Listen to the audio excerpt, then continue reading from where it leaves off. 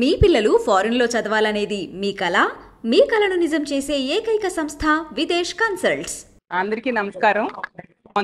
ఆ రోజు మహానేత రాజశేఖర రెడ్డి గారు చనిపోయిన 600కు పైగా కుటుంబాలు ఆ కుటుంబాలని పరామర్శిస్తానని జగనన్న పావురాలగుట్ట దగ్గర మాట ఇచ్చాక ఆ మాటను నిలబెట్టుకోవడం కోసం ఎన్ని కష్టాలు ఎదురైనా కాంగ్రెస్ అధిష్టానాన్ని ఎదిరించి ఆ కష్టాలు పడుతూ ఆ మాటను నిలబెట్టుకున్నారు. అలాగే వైఎస్ఆర్ గారి ఆశయ సాధన కోసం ఈ కష్టాలన్నింటిని కూడా ఎలా భరించారు చాలా చక్కగా వివరించారు.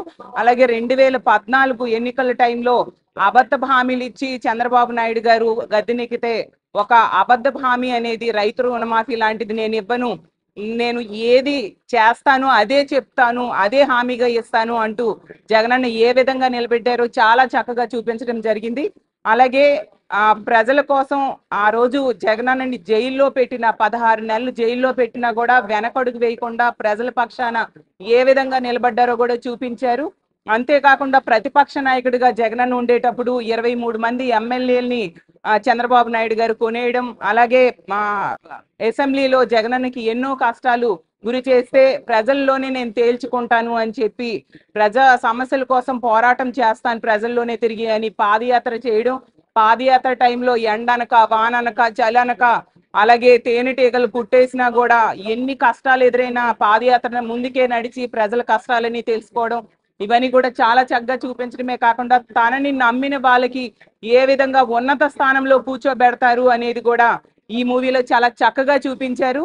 ఓవరాల్ గా తీసుకుంటే జగనన్న తాలూకా ప్రస్థానాన్ని హార్ట్ టచింగ్ గా చాలా చక్కగా వివరించడం జరిగింది. నిజంగా సినిమా అద్భుతంగా ఉంది. ఇలాంటి మాట తప్పని మడమ తెప్పని నాయకుడి వెనక పనిచేస్తూ ఉన్నందుకు నిజంగా చాలా గర్వంగా ఉంది. ఎందుకంటే 2010 నుంచి కూడా జగనన్న వెనక నడుస్తూ ఉన్నాము. ఇంత గొప్ప నాయకుడి వెనక పనిచేస్తున్నామని మేము గర్వంగా ఫీల్ అయ్యేట్టుగా ఈ మూవీ ఉందని తెలియజేసుకుంటూ నెక్స్ట్ పార్ట్ లో ఖచ్చితంగా ఆ రోజు తీసుకుంటే 2019లో జగనన్న ఏమి చేస్తానో చెప్పి 151 సీట్లు తెచ్చుకున్నారు.